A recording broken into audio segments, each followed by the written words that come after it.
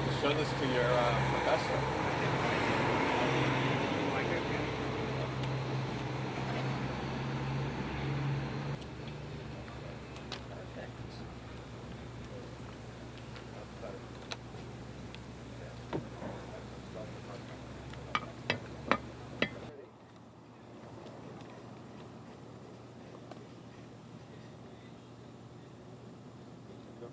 Ready? Can you hear everything? Good? Okay. All right. All right. Good morning. My name is Marc Herman. I'm running for supervisor of the town of Oyster Bay. And with me today is Bob Freier. He's running for councilperson, town of Oyster Bay. Bob is actually the conscience of the town of Oyster Bay. We're here today to announce that the town of Oyster Bay is not a jobs program for unelected supervisor Saladino and his good old boys club. Late yesterday afternoon, a letter surfaced from Republican Councilwoman Rebecca Alessia to Deputy Supervisor Gregory Carman to strongly reconsider adding a resolution to today's agenda that would appoint Mr. Carman's next-door neighbor to the position of town controller, a job responsible for overseeing the grave financial mess here in the town. So after an exhaustive nationwide search, Mr. Carman was able to go next door and find the person they were looking for. In this letter, Councilwoman Alessia states that this is not a regularly scheduled board meeting and that she wouldn't be able to attend today and call out their shameless act. Now, I have no doubt that unelected Supervisor Saladino will deny these allegations. He's both shameless and spineless, willing to say anything and do anything in order to appear to be on the taxpayer's side. And since he surely saw this letter by now, there's almost no question that he'll try to wriggle out of carrying any responsibility for this action. But we're here this morning to say enough is enough, and we're not buying it anymore.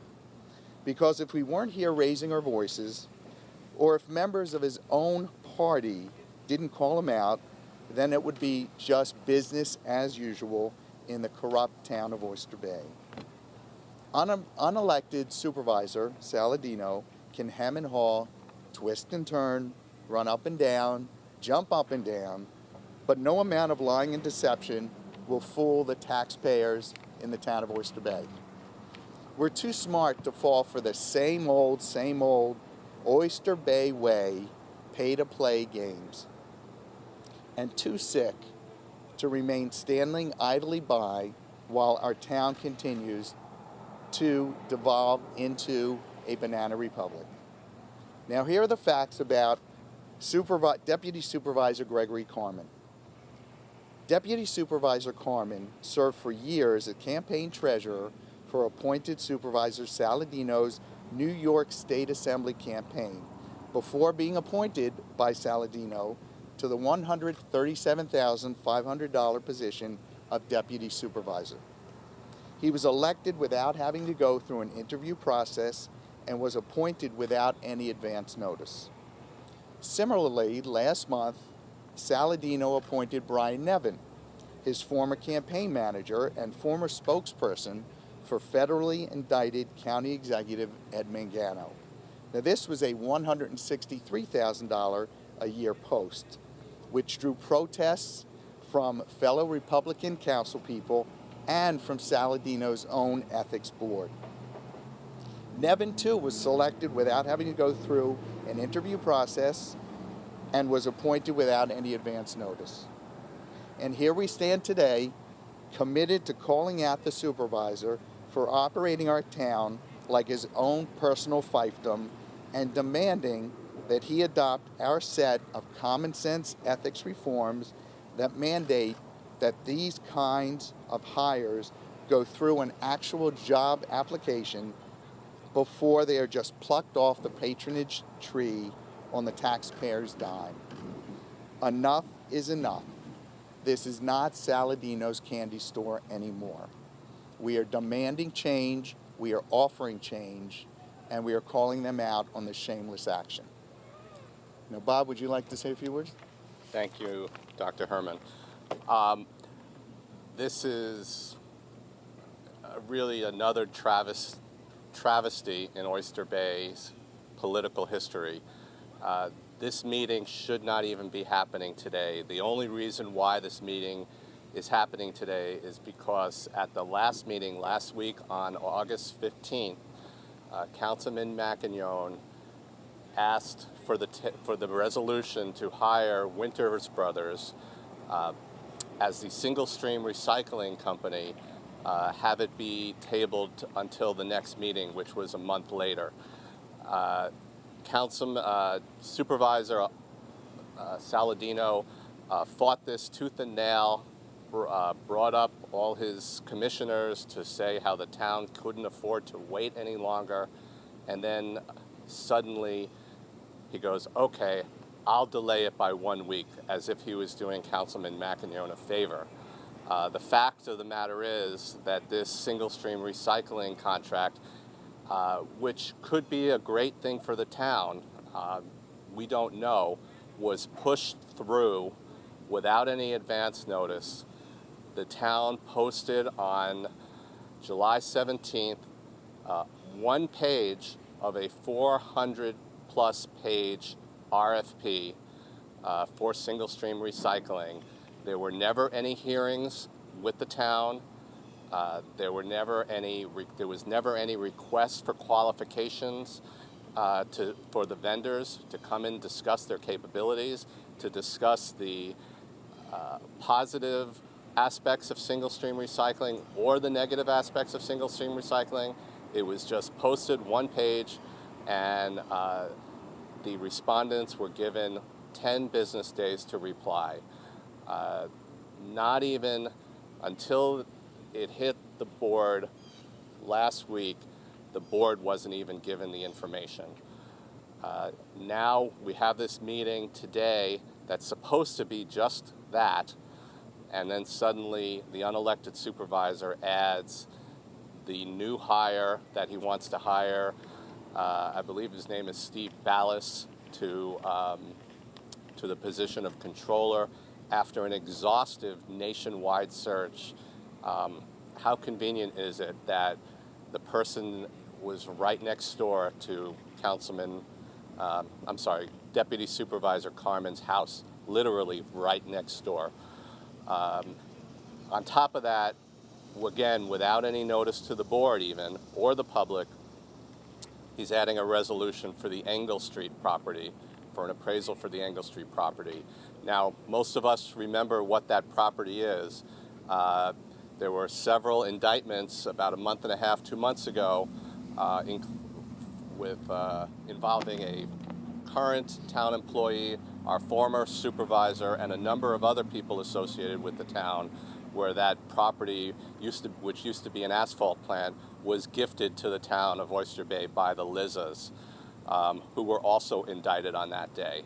Such an important piece of property in the whole scheme of things as to what's gone on in the town of Oyster Bay, this unelected supervisor decides to push it through during one of the busiest vacation weeks of the year. I understand at least one council person is not there. I'm told the clerk is not there, and I'm told the attorney is on vacation. Why push this through at the last minute? Why is it that the town board doesn't even find out about it until after 4 o'clock yesterday afternoon? Supervisor Saladino talks about a new day in Oyster Bay. I submit that that's simply a fraud. He is being a fraud to the residents and the taxpayers. It's the same old day in Oyster Bay. And I hope the council person, when we get in there at 10 o'clock today, I hope the board and the supervisor do the right thing and table today's meeting and reschedule for the scheduled town board meeting where there can be open discussion next week. September 12th, I think it is. That's all I have to say. Thank you for being here. Does anyone have any questions? Because I know we have to get inside at 10 to hear what kind of lies will be promoted today. I'm just Chairman, in terms of going back to the controller, two things. If I understand correctly, there should be a much longer, drawn-out process basically of discussing who should be the controller, more public sort of. And then two things. And the second thing is that there should not be a vote on this in the middle of the time when people are on vacation. Special meeting, just called. Basically, it's those two are your main complaints. Those are your main complaints, correct? Yes, and I if there are candidates, if there truly are candidates, why isn't the town board involved? Has the town board reviewed resumes from other candidates and they decided on that? Based on what Councilwoman Alessia's memo yesterday, that appears to have not been the case. Why does the town board get an opportunity to interview prospective candidates? Was this posted anywhere? I understand they did post a while ago because I know someone who applied for the position and received an email back and said the position was filled. And this was a long time ago already.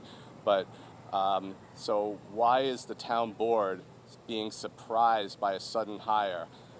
The town board votes to hire that person. Shouldn't the town board have an opportunity to interview the candidates? So we feel that the proper notice wasn't given. We feel that people weren't interviewed. We feel there's not a good job description. We feel that the council people were blindsided also, as was the public. So none of this bodes well for transparency. Of course, the agenda doesn't state also personnel or something like that. It doesn't state that the controller is that another issue? That the council agenda for someone who does, board agenda for somebody who doesn't follow the board, I think it says personnel matters or issues or something like that. Should they have been more specific about? Yeah, at literally every meeting, that's the first question I ask. Can you name who is on this personnel resolution? And he doesn't. Sometimes he'll do it after they do a vote, but most of the time he does not.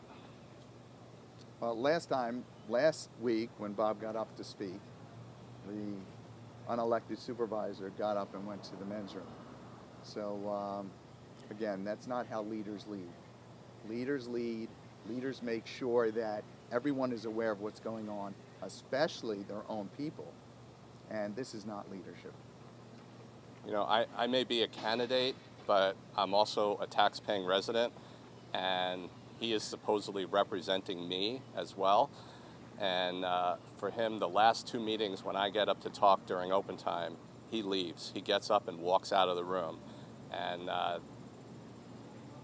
that's not a coincidence. He does it on purpose. And when he came back, when I was finished last time, he came back eating something with a Diet Coke in his hand. So he just gets up and leaves. So show me at least the respect that I'm a tax-paying resident and you're supposed to be my representative. I may be running for office, but I'm still a taxpayer first. And see, leaders, as I said, leaders lead and leaders listen. And you can gain a lot whether you're a Democrat, Republican, independent, or even non-affiliated. You can gain information, but you have to listen. You have to listen, you have to hear. And that's the key to this town, to what's been going on in this town. There's no listening, there's no hearing, there's no involvement of the public. It's pseudo-involvement, and we are going to change all of that. So again, thank you all. Have a great day, and we'll see you soon.